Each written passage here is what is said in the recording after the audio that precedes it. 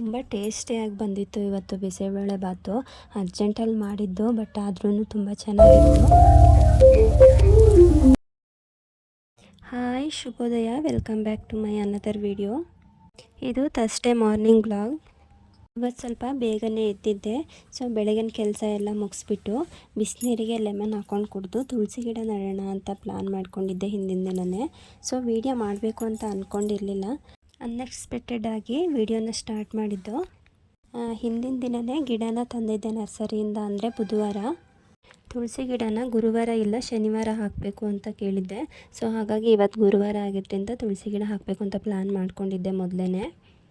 ಬುಧವಾರ ದಿನವೇ ಹಳೆ ಗಿಡ ಎಲ್ಲ ತೆಗೆದು ಕ್ಲೀನ್ ಮಾಡಿ ಇಟ್ಕೊಂಡಿದ್ದೆ ನೆಕ್ಸ್ಟ್ ಡೇ ಹಾಕೋಕ್ಕೆ ಅಂತ. ಗಿಡ ನೆಡೋಕ್ಕೂ ಮುಂಚೆ ಮಣ್ಣಿಗೆ ಸ್ವಲ್ಪ ಅರಿಶಿನ ಕುಂಕುಮ ಅಕ್ಷತೆಗಳು ಹಾಕಿ ಮತ್ತು ₹1 ಕಾಯಿನ ಹಾಕಿ ನೆಡ್ತಾಯಿದ್ದೀನಿ. ನಾನು ಒಂದು ಬಿಳಿ ತುಳಸಿ ಮತ್ತು ಒಂದು ಕಪ್ಪು ತುಳಸಿ ಎರಡೂ ತಂದಿದ್ದೆ. ಎರಡೂ ಒಟ್ಟಿಗೆ ನೆಡಬೇಕು ಅಂತ ಹೇಳಿದರು.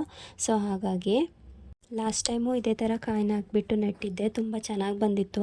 ಸೊ ಹೋಗ್ತಾ ಹೋಗ್ತಾ ಅದು ಯಾಕೋ ಸತ್ತೋಯ್ತು ಏನೋ ರೀಸನ್ಗೆ. ಸೊ ಹಾಗಾಗಿ ಬೇಜಾರಾಗಿ ತೆಗೆದುಬಿಟ್ಟಿದ್ದೆ.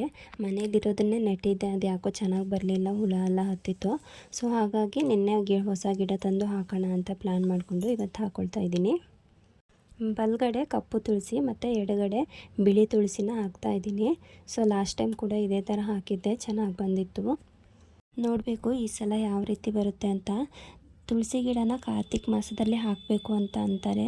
ಸೊ ನನಗೆ ಆವಾಗಾದರೆ ತುಂಬ ಇನ್ನೂ ಲೇಟ್ ಆಗಿಬಿಡುತ್ತೆ, ತುಳಸಿ ಗಿಡ ಇರಲಿಲ್ವಲ್ಲ ಮನೇಲಿ.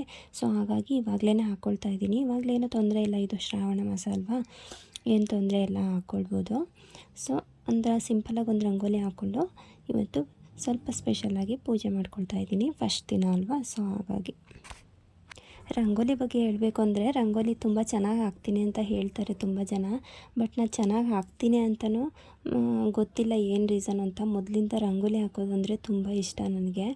ಸೊ ಡೈಲಿ ಮನೆ ಬಾಗಿಲಲ್ಲೂ ಅಷ್ಟೇ ಡೈಲಿ ರಂಗೋಲಿ ಹಾಕ್ತೀನಿ. ತುಳಸಿ ಕಟ್ಟೆಗೂ ಕೂಡ ಹಾಗೆಯೇ ಡೈಲಿ ರಂಗೋಲಿ ತೊಳೆದ್ಬಿಟ್ಟು ರಂಗೋಲಿ ಹಾಕಿಲ್ಲ ಅಂದರೆ ಏನೋ ಒಂಥರ ಸಮಾಧಾನನೇ ಅನ್ಸುತ್ತೆ. ಡೈಲಿ ರಂಗೋಲಿ ಹಾಕಿದಾಗೇನು ಕಲರ್ ಹಾಕಲ್ಲ. ಇವತ್ತು ಹೊಸ ಗಿಡ ನೆಟ್ಟಿದ್ನಲ್ಲ, ಹಾಗಾಗಿ ಕಲರ್ ಹಾಕಿ ಪೂಜೆ ಮಾಡೋಣ ಅಂತ ಸೊ ಮಾಡ್ಕೊಳ್ತಾ ಇದ್ದೀನಿ ಈ ರೀತಿ. ಇವತ್ತೊಂದು ವಿಷಯ ಶೇರ್ ಮಾಡ್ಕೊಳ್ತೀನಿ. ನನಗೇನಾದರೂ ಕೆಲಸ ಅಥವಾ ಏನಾದರೂ ಊಟ ಮಾಡೋದಾಗಲಿ ಕಾಫಿ ಕುಡಿಯೋದಾಗಲಿ ಏನಾದರೂ ಆಗಿರಲಿ, ಯಾರೂ ಇರಬಾರ್ದು, ಮೈಂಡು ಪೀಸ್ಫುಲ್ಲಾಗಿದ್ದರೆ ತುಂಬ ಇಂಟ್ರೆಸ್ಟಿಂದ ಚೆನ್ನಾಗಿ ಮಾಡ್ತೀನಿ.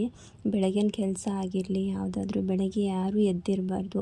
ಆವಾಗ ನಾನು ಒಬ್ಬಳೇ ಎಲ್ಲ ಕೆಲಸ ಮುಗಿಸ್ಬಿಟ್ಟು ಪೂಜೆ ಮಾಡಿಕೊಂಡ್ರೆ, ಪೂಜೆ ಮಾಡಬೇಕಾದ್ರೆ ಎಲ್ಲರೂ ಎದ್ದಿರಬೇಕಾದ್ರೆ ಪೂಜೆ ಮಾಡ್ತೀನಿ. ಬಟ್ ಕೆಲಸ ಎಲ್ಲರೂ ಹೇಳೋಕ್ಕಿಂತ ಮೊದಲೇ ಮುಗಿಸ್ಕೊಂಡ್ರೆ ನನಗೊಂಥರ ಪೀಸ್ಫುಲ್ಲಾಗಿರುತ್ತೆ. ಮತ್ತು ಊಟ ಮಾಡಬೇಕಾದ್ರೆ ತಿಂಡಿ ತಿನ್ಬೇಕಾದ್ರೂ ಕೂಡ ಹಾಗೆಯೇ. ಇವತ್ತು ನನ್ನ ಮಗ ಬೆಳಗ್ಗೆ 10 ಗಂಟೆಗೆ ಎದ್ದ. ಸೊ ಬೆಳಗ್ಗೆ ಬಿಸಿಬೇಳೆ ಬಾತ್ ಮಾಡ್ಕೊಂಡಿದ್ದೆ. ಸೊ ಆರಾಮಾಗಿ ತಿಂಡಿ ತಿಂದೆ ಅಂತ ಅನ್ನಿಸ್ತು, ಏನು ಡಿಸ್ಟರ್ಬೆನ್ಸ್ ಇರಲಿಲ್ಲ. ಸೊ ನನ್ನ ಮಗಂಗೂ ಒಂದೊಂದ್ಸಲ ನಾವು ಎಷ್ಟು ಪೇಷನ್ಸ್ ಕಳ್ಕೊಂಡ್ಬಿಡ್ತೀವಿ ಅಂತಂದರೆ, ಏನೋ ಇದರಲ್ಲಿ ಬೈದು ಬಿಡ್ತೀವಿ ಮಕ್ಕಳಿಗೆ. ಆಮೇಲೆ ಅನಿಸುತ್ತೆ ಯಾಕೆ ಬೈದ್ವಪ್ಪ, ಬೈಬಾರ್ದಾಗಿತ್ತು ಅಂತ ಅನಿಸುತ್ತೆ. ಅಂದರೆ ಅರ್ಜೆಂಟಲ್ಲಿ ಏನಾದ್ರು ಮಾಡ್ತಾ ಇರ್ತೀವಲ್ಲ, ಬೇಗ ಮುಗಿಸ್ಬಿಡೋಣ, ಬೇರೆ ಕೆಲಸಗಳಿರುತ್ತೆ ಅಂತ. ಸೊ ಆ ಟೈಮಲ್ಲಿ ಹಂಗೆ ಅನಿಸುತ್ತೆ. ತಾಯಿ ಅಲ್ವಾ, ಸೊ ಅದೇ ಪೇಷನ್ಸ್ ಕಳ್ಕೊಬಿಡ್ತೀವಿ. ಅದಕ್ಕಿಂತ ಜಾಸ್ತಿ ಮುದ್ದು ಮಾಡ್ತೀವಿ, ಅದು ಬೇರೆ ಪ್ರಶ್ನೆ. ಪೂಜೆ ಎಲ್ಲ ಮುಗಿಸೋ ಅಷ್ಟೊತ್ತಿಗೆ 9 ಗಂಟೆ ಆಗಿತ್ತು. ಸೊ ತಿಂಡಿ ಮಾಡೋಣ ಅಂತ ಅಡುಗೆ ಮನೆಗೆ ಬಂದೆ. ಸೊ ತಿಂಡಿ ಏನು ಮಾಡಬೇಕು ಅಂತ ಪ್ಲ್ಯಾನ್ ಮಾಡ್ಕೊಂಡಿರಲಿಲ್ಲ. ಸೊ ಕ್ವಿಕ್ಕಾಗಿ ಬಿಸಿಬೇಳೆ ಬಾತ್ ಮಾಡೋಣ ಅಂತ 9 ಗಂಟೆ ಆಗೋಗಿತ್ತು ಅವಾಗಲೇ. ನಾನು 10 ನಿಮಿಷಕ್ಕೆಲ್ಲ ಆಗಿಬಿಡುತ್ತೆ ಅಂಥೇಳಿ ಬಿಸಿಬೇಳೆ ಬಾತ್ ಮಾಡ್ಕೊಳ್ತಾ ಇದ್ದೀನಿ. ಬಿಸಿಬೇಳೆ ಬಾತ್ ಮಾಡ್ಕೊಳ್ಳೋಕ್ಕೆ ಅರ್ಧ ಕಪ್ ರೈಸು ಮತ್ತು ಅದರ ಅರ್ಧದಷ್ಟು ಬೇಳೆ. ತರಕಾರಿ ಹೆಚ್ಚೋಕ್ಕೆ ಲೇಟ್ ಆಗುತ್ತೆ ಅಂತ ಕ್ಯಾರೆಟು ಮತ್ತು ಸ್ವೀಟ್ ಕಾರ್ನ್ ಅಷ್ಟೇ ಹಾಕ್ಕೊಳ್ತಾ ಇದ್ದೀನಿ ನಾನಿವತ್ತು. ಅದನ್ನು ಒಂದು ಸೈಡಲ್ಲಿ ಬೇಯಿಸ್ಕೊಂಡ್ಬಿಟ್ಟು ಇನ್ನೊಂದು ಕಡೆ ಒಂದು ಈರುಳ್ಳಿ ಮತ್ತು ಸ್ವಲ್ಪ ಬ್ರೋಕೊಲಿ ಹಾಕ್ಕೊಳ್ತಾ ಇದ್ದೀನಿ. ಮತ್ತು ಒಂದು ಟೊಮೊಟೊ ಹಾಕ್ಕೊಂಡು ಫ್ರೈ ಮಾಡ್ಕೊಳ್ತಾ ಇದ್ದೀನಿ ಎಣ್ಣೆಲಿ. ಅರ್ಜೆಂಟಲ್ಲಾದರೂ ತುಂಬ ಹೆಲ್ದಿಯಾಗಿ ಮಾಡ್ಕೊಳ್ತಾ ಇದ್ದೀನಿ ಇವತ್ತು. ಹೆಣ್ಮಕ್ಳು ಅಡುಗೆ ಮಾಡಬೇಕು ಅಂತ ಅಂದ್ಕೊಂಡ್ರೆ ಅದೇ ಇರಬೇಕು ಇದೇ ಇರಬೇಕು ಅಂತ ಅಂದ್ಕೊತೀನಿ ನಾನು ಹಾಗೆಯೇ. ಸೊ ಏನಿರುತ್ತೋ ಅದರಲ್ಲಿ ಬೇಗ ಮಾಡಿಬಿಡ್ತೀನಿ. ಸೊ ಇವತ್ತು ತರಕಾರಿ ಎಲ್ಲ ಏನೂ ಇರಲಿಲ್ಲ ಮತ್ತು ಹೆಚ್ಚೋದು ಕೂಡ ಲೇಟ್ ಆಗುತ್ತೆ ಅಂತ ಅಂದ್ಬಿಟ್ಟು ಇರೋದ್ರಲ್ಲೇ ಮಾಡ್ಕೊಳ್ತಾ ಇದ್ದೆ ನಾನು. ಅದಕ್ಕೆ ಬಿಸಿಬೇಳೆ ಬಾತ್ ಪೌಡರ್ ಹಾಕಿ ಸ್ವಲ್ಪ ಎಣ್ಣೆಲಿ ಫ್ರೈ ಮಾಡಿ ಬೇಯಿಸಿಟ್ಕೊಂಡಿರೋ ಬೇಳೆನ ಹಾಕ್ಕೊಂಡು ಮಿಕ್ಸ್ ಮಾಡ್ಕೊಳ್ತಾ ಇದ್ದೀನಿ. ಉಪ್ಪೇನೂ ಬೇಕಾಗಿರಲಿಲ್ಲ, 2 ಸಲ ಉಪ್ಪು ಹಾಕ್ಕೊಂಡಿದ್ರಿಂದ ಸರಿಯಾಗಿತ್ತು. ಸೊ ಇದು ಹಾಕಿ ಮಿಕ್ಸ್ ಮಾಡಿಕೊಂಡು ಕುದಿಸ್ಕೊಂಡ್ರೆ ರೆಡಿ ಆಗುತ್ತೆ. ಸೊ ಇದ್ರ ಜೊತೆಗೆ ಬೂಂದಿ ಖಾರ ಹಾಕ್ಕೊಂಡು ತಿಂದರೆ ತುಂಬ ಚೆನ್ನಾಗಿರುತ್ತೆ.